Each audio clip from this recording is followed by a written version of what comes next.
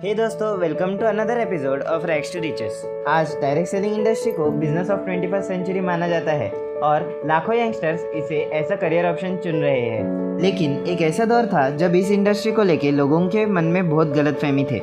इस बिजनेस को प्रोफेशनल और क्लासी नहीं माना जाता था, जिससे कि कई सोफिस्टिकेटेड और क्रीम क्लास के लोग इस बिजनेस को टाल देते थे। आज हम जिनके बारे में बात करने जा रहे हैं, उन्होंने ना सिर्फ ये स्टीरियोटाइप तोड़ा है, बल्कि अपने एजुकेशन, पर्सनैलिटी और नॉलेज के दम पर नेटवर्किंग में एक रेवोल्यूशन लाया है। जिन्होंने अपने काबिलियत के दम पर यश का अविस्मरणीय शिखर हासिल किया है। ऐसे हमारे ग्रेट गुरु मिस्टर सुनील सागवेकर सर को हमारा नमन।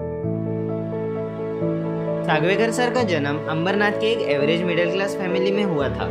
तो चलिए उनके क्वालिफिकेशन के बारे में उनसे ही सुनते हैं। तो दोस्तों, इस इंडस्ट्री में आने से पहले मैं सेंट्रल रेलवे में लीगल एडवाइजर करके काम करता था। मेरा क्वालिफिकेशन है बीएससी के बाद LLB प्लस LLM किया, और ये करते वक्त मुझे महाराष्ट्र गवर्नमेंट ने एक एडिशनल पोस्ट दी थी जिसको बोला जाता है स्पेशल मेट्रोपॉलिटन मैजिस्ट्रेट।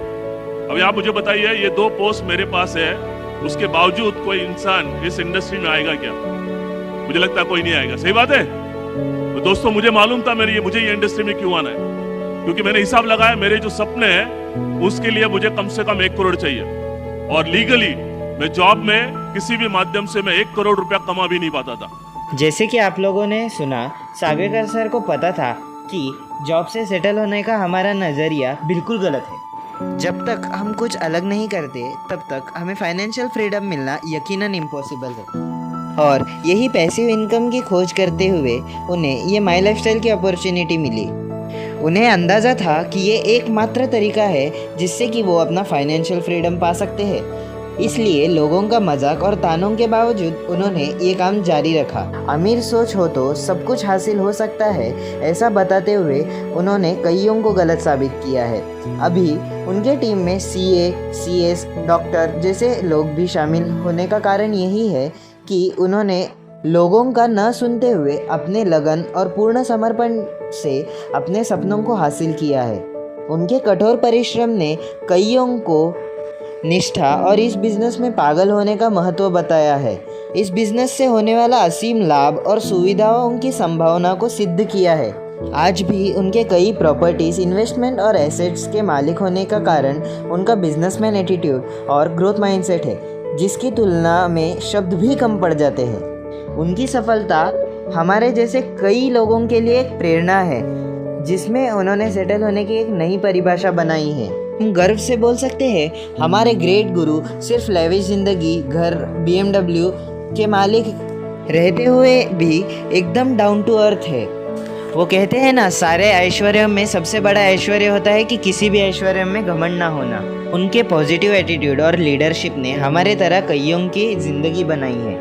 उन्होंने उन सभी को सही साबित किया है जिन्होंने उनके साथ जाने का निर्णय किया, जिन्होंने उन पे अप्रतिम विश्वास किया। उनके कमिटमेंट की वजह से हमारे जैसे कई लोगों के घर पे समाधान और प्रसन्नता है। इन्हें बिजनेस के साथ फैमिली को निभाने के लिए भी जाना जाता है। उन्होंने पैसा, फॉरेन टूर्स, एसेट्स के अलावा लोगों को कमाया है। आज भी उनके अंडर रहे सारे लीडर्स को वे खुद जाकर इन्वेस्टमेंट, सेविंग्स जैसे टॉपिक पर एडवाइस देते हैं। ये ख्याति का कारण इनके जीवन शैली और विचारों में दिखता है। ऐसे हमारे ग्रेट लीडर श्री सुनील सागवेकर सिर्फ पोस्ट से ही नहीं, विचारों से, अनुभव से और व्यक्तिमत्व से भी एक डायमंड है।